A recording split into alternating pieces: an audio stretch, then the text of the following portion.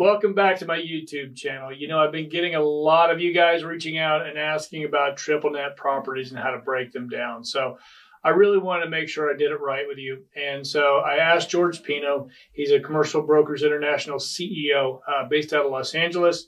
And this is what he does every day. You've done deals in what, 36 states so far? Yes. All STNLs. So he can really help us break it down. So, George, I think you've got a subject property behind us here. I do. I'm actually going to walk you through 3 different properties because each one has a different thing and different aspects to it that are appealing. Each one of them actually passed our test for what we considered as an investment grade or investment potential for a property that has good exit strategies. Okay. So, you know, first and foremost, when it comes to single tenant net lease properties, it's really no different than any other property. You know, we've all heard the saying, location, location, location. Oh, yeah. And that's just as important for a single tenant net lease property. I think a lot of investors lose that and forget about that because they see a long-term lease and they're like, well, you know, the lease goes for 20 years. It doesn't matter if the location is that great, they're going to be paying me rent. Right. That is so far from the truth. And, you know, I see this happen a lot of times where a client will trade a cap rate because it's a tertiary location. They want a higher cap rate, get more income. But what happens is at the end of the lease, when that tenant doesn't renew or they try and renew, they're going to hit you hard for a lower rental rate. Right. So, you know, keep that in mind. Location, location, location. Now, there are other factors as well that all go into that location, and we're going to walk you through all of that right now. So the first property I have. Let's start with location. Okay. What do you look for in the location? You know, signalized intersection. Absolutely. Well, there's different, as far as the location goes itself. When you go to the immediate location, you have what we call a hard corner, which is a signalized intersection, a soft corner, which is a non-signalized intersection. Yep. You have mid-block. Yep. Okay. In addition to that, you have subcategories or sublocations, such as what's called an out parcel. Might be these are let's say it's a mall, and then you see a fast food restaurant on the out parcel of the mall. So, or it could be anchored by a super Walmart, and it's an out parcel of that. So those are traffic generators. Traffic generators can be everything from malls, shopping centers. Maybe it's the only super Walmart in a 70-mile radius. Home Depot, Lowe's. It could also be motels, hotels. It could be schools, especially if you're doing fast food. You know, do you like convenience stores? Signalized intersection over and out parcel, or do you like? Well, I guess if you can get all of that together, that'd be ideal, right? But get all of it together, that would be ideal. However, you know, typically we try and go with what the retailers are looking for, and it really depends on your asset class. You know, so if you're a QSR or convenience store, most of those want to be on hard corner location because the idea is that the signals QSR, quick service restaurants, fast food. Yeah. So the idea is that on a hard corner, when the light turns red, people will stop. They'll see the tenant, and then maybe they might, oh, you know what? I am hungry. I'm going to turn in. Look up off their cell phone. Yes, they'll look up off their cell phone. Yeah. And then, you know, as opposed to mid-block where they might just drive by it. Right. So a lot of those, the QSRs and the convenience stores, that's what they want. Yeah. So, and also there's less of them. You know, there's less signalized intersections and there are soft intersections. And so they're in more demand, just like everything when it comes to investing, supply and demand. So if there's less supply, but the demand's up, guess what? Prices, they're willing to pay more rent. Yeah. So easier to re-tenant, willing to pay more rent. Yeah. If you're a QSR and you've got a school in the area, or absolutely, you know, churches or you know, any hospitals. Absolutely. Ideal. Hospitals. The other thing I start looking for also is what are the demographics? How do we take a look at the demographics? You know, is it growing demographics? Are they stagnant? Are they, you know, or stagnant or stable? Or are they declining? Because that's going to tell you what's going to happen in the future. And then we also start looking at what we call traffic counts, or, you know, the traffic counts themselves. After it passes those tests for location, then we start determining what the tenant is. Let me break down one thing. What's an ideal traffic count? You know, that's a tough one. That's a tough one because it all depends I knew it was where you are.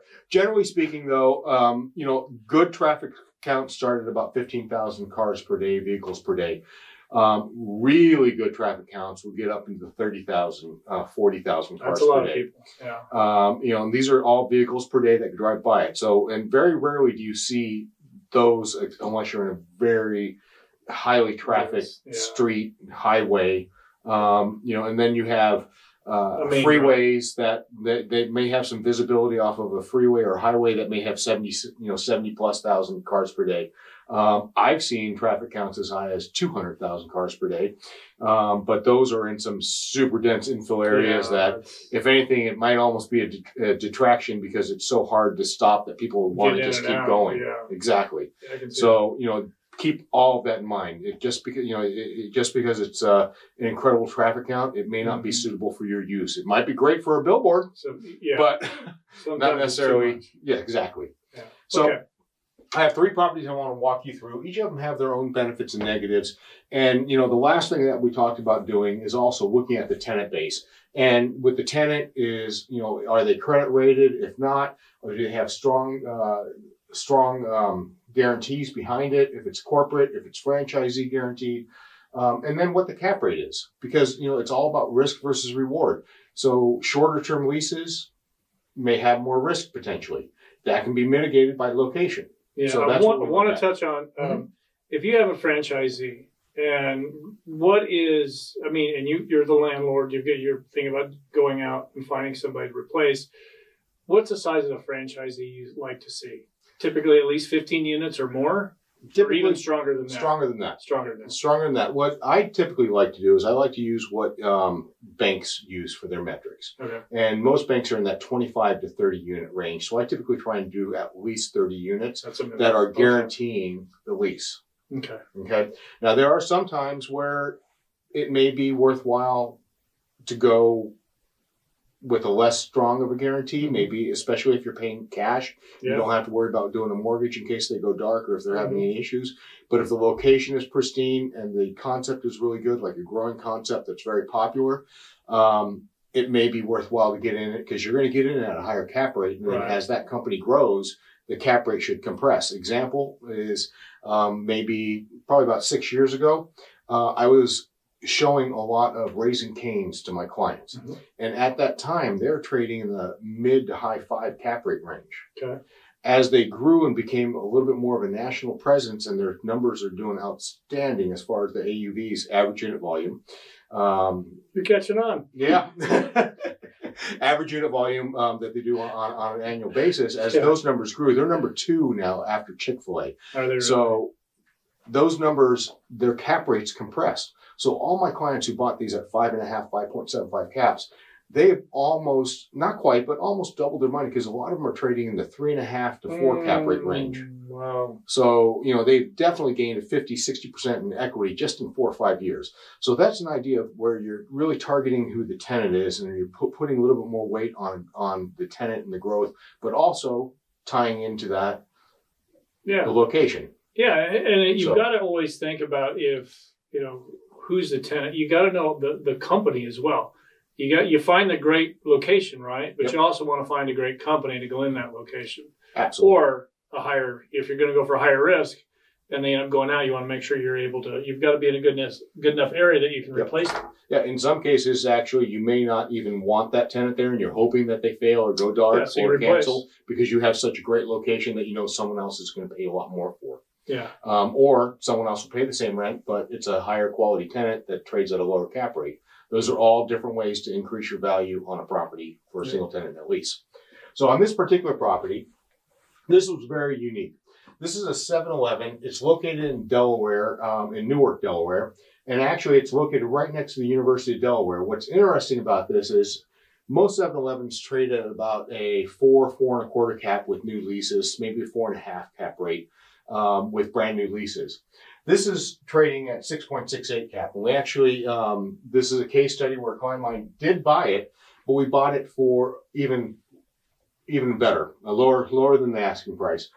For this particular reason, the reason why it was at such a high cap rate is there's less than 1 year remaining. That is risk for some people. I'd say so. And, initially when we look at something like this that has less than 1 year remaining on it, one, it's typically not financeable, so you have to have someone who's willing to pay cash. The interesting part about this as well is they had 2 5-year options with 12% increases in each option. 7-Elevens are all corporate guaranteed, S&P AA minus rated, so very strong guarantor. In addition to that, what was really nice about this is walking distance to the University of Delaware. And as we come across and start showing a little bit more of the aerial photos, when we say walking distance, it actually backs right up to the University of Delaware, which is one of the largest student populations and for public universities in the nation. In this, it also says, there's 266 apartments all adjacent to this with approximately 880 residents. What we found actually is that when we did our research and analysis in a 2,000-foot radius, there are over 4,000 student beds. Oh. So in less than half a mile, over 4,000 student beds that are just with that is the demographic of a 7-Eleven or any convenience store. I got a question. Is this the remodeled plan that 7-Eleven's putting out now? Or is this Not at all. This is a very old one that hasn't been remodeled. But that, to me, though, that actually adds potential opportunities to re-tenant, or not re-tenant, but to actually redo the lease, restructure the lease. Re-up it, where you can go to 7-Eleven and say, you know what, we're going to give you $150,000 to improve the exterior, bring it to today's current standards, remodel a little bit, maybe even on the interior. And then in exchange, we want a new 15-year lease, which will then push the cap rate from the 7 down to a 4.5. Now, when did you guys buy this? This was purchased last year. Okay. So we're in the process right now of we're in talks with 7-Eleven to renew, but also at the same time, just to make sure we're talking to some of the other competitors as well. Yeah. So you have Cartouche, who's very interested. They own Circle K, and so we're looking at other convenience stores, as well as part of the analysis that we did. We did a PZR, or property zoning report, which we found out that in this area, because it's next to the university, adjacent to the university, we can actually put food use in here without parking. Is there alcohol? No alcohol at this 7-Eleven other than your typical beer, wine, wholesale license. Okay. So as we go to the next page, this will give you some general picture idea as far as just the property itself. From there, you'll see here, now this is the actual location. It's a smaller lot than we would normally like to see because that does affect the ability to re-tenant. However, everything behind here, all the way around, is the University of Delaware. It's literally it's walking distance for everything. It is in the northeast corner of the University of Delaware. All these are University of Delaware apartments. This Burger King that is here is in the process of being torn down and redeveloped into a 300 apartment building. Oh, wow. So you're going to have a ton of new development and lots of new construction. You don't have any other competition for convenience stores either. The closest one's all the way up here. So everybody coming up this way, they'd rather stop here than walk. Well, they're going to walk here. 3 or 4 extra blocks. Exactly. There, yeah. So as we go to the next page, again, you see a little view here. This is the property itself in that little itty bitty corner. This whole area is the University of Delaware. These are all the student beds in the area. Very centrally located for that. In addition to that, we went to a AI company, artificial intelligence company, that tells us also how many visits this store gets on an average day. From there, we can extrapolate what the average purchase is. They do release those information, so we can actually figure out what kind of what type of sales they do on an annual basis, which will allow us to know what type of rent we can charge potentially, what falls within their metrics, so we can push the rent envelope as well. So as we go to the next page, we then look at the population and the demographics here. In a 1 mile, we see that it's growing, but this is also unique in that transitional population, which is your students, are not typically counted in the census. So these are all people that actually live here. So initially, when we look at it, it actually has a really good 1, 3, and 5 mile radiuses for demographics, even without the university there. Yeah. Okay. On top of that, in this 1 mile radius, add to that 24,000 extra students, plus all the employees that are there every day. We're talking a very huge amount. Some denser than a lot of major cities. Yeah. You have a pretty good growth rate right now, expected about 2% across, you have 1.2 to 2% across the board. So it's growing, not necessarily that fast, but it's not going down. It's really very stable. And then you have a mix. Importantly, as we start looking at here, it does break down the different households, but the average household income is also a little bit higher. What this also doesn't take into account, though, is that at the university, the kids there, they may not have income, but they have a lot more disposable income. Right, yeah. Okay. True. Usually from their parents. That's why you want the beer license. Exactly. So, to us and our client, this was a no-brainer. It was a perfect opportunity to reposition, to really create value on the property, either by even just extending the lease, even at the same rental rate, but preferably at a newer, higher rental rate, getting a new lease involved, or re-tenanting it with either a national. Don't you think you're going to be able to redo the lease with a new finish? Yes. Yeah, I think that's a win-win for everybody, because I think what we could do is offer with this population growth and with the way there's nothing else in the area. And I think the play here would be to actually, the building size is about 2,600 square feet, which is your typical 7-Eleven. Perhaps even though expanded a little bit more, so you have a little bit more offering, add some different food options. Perhaps getting in, one taco of their shop, Laredo tacos.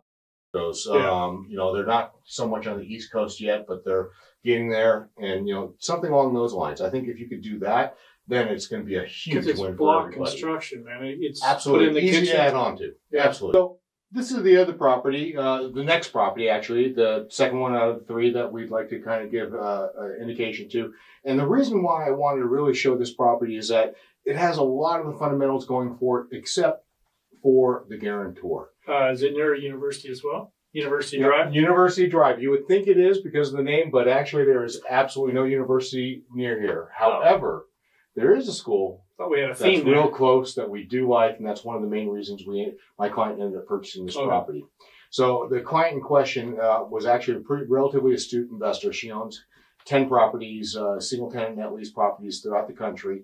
And this one, when we looked at it and decided and it came across it, as soon as we saw it, we thought, this is an opportunity here, even though it was a franchise guaranteed, so not a corporate guaranteed property that she normally likes. We thought that the risk is mitigated by the location, traffic counts, demographics, what's going on in the area. How big is the franchisee? Well, we're going to get to that. Okay. It still meets my guidelines. One other question, since I'm going to bother you. Is this the new format they're using? This is actually a newer style of the Wendy's, yes. Okay. This is the actual location. This is the newer format and style for Wendy's, yes. So as we go to the next page, you'll see that in this particular property, brand new 20-year triple net lease, attractive rent increases of 10% every 5 years. It's good hedge against inflation. A lot of people always say, it's only 10%. What they end up forgetting is that on a single tenant net lease property, even though it's a 10% rental increase, you don't have expense increases. Right. So, if you have a multifamily property, you might raise it 3% a year on average. Your expenses, your water. Well, your expenses are going to go up as well. Yeah, water, insurance, it offsets that. Yeah. So, this is a nice attractive hedge against inflation. 4 tenant renewal periods of 5 years each. Other things to take into consideration that are secondary in the initial analysis is that this is located in Texas, so it's a income tax-free state. This is important for a client that perhaps this particular client lives in California. They don't want to pay 2 state income taxes. Right. So they wouldn't have to pay the income tax in Texas because there is none, but they still have to pay California's. How many states? There's 9 that are tax-free, right? Yes. Okay. Yep. So right now, affluent Dallas-Fort Worth suburb, high growth area. Okay, and this is one of the main reasons we liked it. Between 2000 and 2019, this area saw an 1,800% increase in population. Whew. Even higher, and annual increases for the next few years are expected to be even higher. So located off a brand new major intersection, and it's catty-corner to a brand new 1,700 student high school. Okay, that's the demographic for fast food. Yeah. So high visibility, over 43,000 vehicles per day at this location. Oh, man. Okay. So and then as we go in, and a strong national chain. So we start looking at it, and we look at the year rent, and we take a look at the financial analysis as well. This particular property was about $3 million at a 5.25% cap rate, annual rent of $155,000. Your guarantor, the lease is under SRRG NBL. Guarantor is SRRG Holdings, which is the entire franchise holdings. Now, as we get into it a little bit more, and on the next page, we'll actually, I left this up here, Stonewall Restaurant Group, SRRG. They operate 45 Wendy's. And growing. And growing. So they currently operate 45 Wendy's. So you have a 45 unit guarantee essentially attached to this property, which is a strong guarantee. Banks are okay with that. And, you know, relatively strong guarantee. Of course, it's not McDonald's. You know, nor is it 7-Eleven, Sure. S&P. It's not a bondable It's a solid lease, company, though. but it's a solid company. So, you know, even though there is a little bit of risk with the franchisee, it's mitigated on the size of the franchisee and further mitigated by the actual location site. And then as we go to the next page, you'll see here what's happening in this particular area. You know, you have the high school. This is actually the location right here, literally catty corner to a brand new high school. Residential all the way throughout, here. This is all brand new residential, or will be very soon. And you have 43,000 cars per day. In addition, this is the major retail corridor for this particular strip along Aubrey. If you go outside, out a half mile to the east or a half mile west, there's really nothing there. This is the major area where everybody goes to shop, goes to eat. It's everything there. Everything right here. 7-Eleven, 7-Eleven, 7-Eleven. Absolutely. Yes. Everywhere. You have 3 7-Elevens in a 1 mile radius. That tells you right there the density of what's going on in the area. But you have CVS, no Walgreens. Yeah, there's one. You even have 2 Sonics, you know, within that radius. Jack in the Box, Super Walmart, Whataburger, every national brand practically that you could think of is right here. So, and then as we go into the next page, we start looking at the demographics here. Now, this is what really got us excited about this property. So, you know, we have a 2019 estimate of 39,000. Mm-hmm. Projected 2024, 5 years at 54,000. Oh. So, you know, that is a tremendous growth rate. Also, same goes for a 5 mile radius. You have 102,000 in a 5 mile, 134,000 expected. So that's over, you know, that's a over 30% increase in 5 years. Income also is double the national average. Yeah. And about 50% higher than the average for the Metroplex, the Dallas-Fort Worth Metroplex. So all huge, all really good. So you have high-end demographics. You have high density, high growth rates. All that translates to is in 15, 20 years when this lease is up, your rents are going to be that much higher. You know, you're going to be able to go in and get a much higher rental rate potentially or even now if the tenant had to re-tenant. Let's say something happened to the franchisee. They went out of business because they grew too fast. Very, very, very minimal chance of that happening, but it may happen. If that does end up happening, it'd be easy to re-tenant this, it being right next to the high school, 43,000 cars per day, and with this kind of demographics. Yeah. So, and then as we go into the next page, this is the last property I want to show. Now, this is kind of a no-brainer. And here's why. You have Chase Bank, another credit-rated tenant. On top of that, this is, as you can see, probably one of the most irreplaceable and prime locations. It is directly across the street from the Dallas Cowboy Stadium, adjacent to a Walmart, and you have along the main strip. You literally cross the street and you are on the Dallas Cowboy Stadium parking lot. Huge lot. Huge lot, huge lot. And you have a good lot here too. So with drive-through capabilities. So then as we look at this property, we'll look at it from a different angle here. You also, what people don't realize is you have Dallas Cowboy Stadium, but you also have Arlington Entertainment District. Yeah, so you have everything from the Texas Rangers to Six Flags Over Texas, another ballpark, Global Life Texas Live, which is a really cool operating kind of like a little bit more hip outdoor entertainment type venue. Walmart Supercenter, and you have some apartments back here as well. So again, looking at it from the other angle, going the other way. Here's the Cowboy Stadium down here. You can see that you have 22,583 cars per day. Now, that's a good traffic count. And compare that to the property that we just saw a few minutes ago that had 43,000 cars per day, vehicles per day. So, 23 though is a really good traffic count still.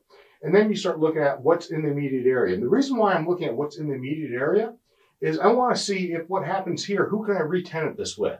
Yeah. Where are all the other... With that location, anybody. But now, is this the bank you bought? Is this the bank you guys bought? The client ended up buying this bank, yes. Okay, do you know the deposits off the top of your head? Not off the top of my head, but that's actually what we do go into. Yeah. In this particular case, normally when we buy a bank, we start looking at the deposits. FDIC publishes that. We can see where the deposits are, how they're trending, what percentage of the market they actually control in deposits. This, because of the location, my client didn't care. Yeah. We did take a look at it. The deposits were strong, but ultimately my client just didn't care. In fact, my client was hoping that they go dark or they end up closing the location. How big, do you remember off the top of your head how big that lot was? A little bit over an acre. Yeah. I mean, I can put any fast food location in here. Even the ones that are down the street here are willing to go here because they're going to capture everybody off the Cowboy Stadium. A 7-Eleven. Raising Cane's. I don't see a Raising Cane's. Raising Cane's, right up here. Oh, there. I can see it. Look it up here. Put that in there. Absolutely. But they would still probably go there. Oh, yeah. Just because you have everybody that's coming off the stadium, which, people always think the stadium is, like only in the fall. Yeah. 1 day a week. No, they have stuff going on almost every day. High schools, colleges. They have you can even take tours at the stadium. So as we go on and take a look a little bit further, this particular property had 9.5 years remaining on the current lease term, 10% rent escalations every 5 years. And, with that, there, if I recall, there were a couple options, 2 options only left, 5-year options. Again, my client was she is happy if they go out of business, close the location, she'll let them out of the lease early. She makes a ton of money. Exactly. And so as we go into the next page, again, Cowboy Stadium, location here, everything going on for the Arlington entertainment area right here. And then you can see, you're off the I-30, which has 140,000 cars per day. And you have all these other apartments, all these other retailers, and you're right there in the heart and center of it. This is a home run. The home run. And next property, we take a look at it. This was traded at about $6.4 million. 4.75 cap. How long ago? My client bought this about 1.5 years ago. So yes, it's definitely gone up. It's actually gone up. I could probably trade this out easily for a 4.5, 4.25 cap. Yep, that area today. Yep. So just under 1 acre in size. Again, mentioned that. Fee simple, corporate, ground lease. Tenant is responsible for roof and structure, so it's a true, actual triple net lease. And so everything was perfect for this, just home run. Okay. Yeah, because it'd be so easy to. Yep. And then we start looking at the demographics. So just make sure we're doing our research. And as we go through the demographics, next one, you'll see that you have in here relatively stable demographics. I mean, they're not changing much, but you're not expecting it to grow that much in this area because it's so retail and entertainment driven that there's not a bunch of houses in a 1 mile radius. And in a 3 mile radius, it's still growing just probably about the same percentage rates. Same on a 5 mile radius. This is an infill stabilized neighborhood. So, especially when you start looking at the density in the 3 and 5 mile radiuses. So I'm not as concerned about that as long as it's stable and maybe a little bit of growth or stable, but not dropping down tremendously. Right. And that's what we're seeing here. Median household income falls in line with pretty much the state. It is a little bit lower in general, but overall, when you look at the 3 and 5, it's higher. But you're also not so much going off of the immediate, the 1 mile radius people that live there. Yeah. a lot of the traffic and a lot of the people that are doing the deposits or eating in the area are all coming from the entertainment areas. Yeah, sure. So, and then ultimately took a look at that, the households, what they're increasing, income, education, and employment. And then as we go on, I think this is it actually, last page. That's it. Okay. So, ultimately that's how you take a look at it. You want to make sure that when you're looking at a single tenant net lease and you're analyzing it, first and foremost, location, location, location. Then from there, part of that location though is your immediate location, hard corner, soft corner, traffic counts, traffic generators, what's there. From there, then you look at the tenant. Yep. Strength of tenant, what kind of cap rate are we going to purchase this property at based upon who the tenant is? Each tenant trades at different cap rates because, risk versus reward. If you have a small tenant base that's a higher risk, you're going to have a higher cap rate. And then from there, we then look at the demographics. And from that, we can then mitigate the risk. If you do all of that and you make your decisions wisely, you really can't go wrong with single tenant net lease And it's investment. the most liquid real estate out there, right? If you do it right in the beginning, then you're going to have the ability to re-tenant or sell. Yeah, single tenant net lease is definitely considered as one of the most liquid forms of real estate that you can own. Yeah. So, well, George, thank you very much. This Absolutely. is a lot of information. Yeah. I hope you guys took a lot of notes. If you have any questions, don't hesitate to reach out. George, thank you for coming on today. I think let's do another one. Let's do it about multifamily next. Absolutely. Let's do it soon. So there you go. Now we're going to do one on multifamily. So make sure you check back with us. And as you see this video, make sure you give us a like. And if you haven't done so, make sure you subscribe.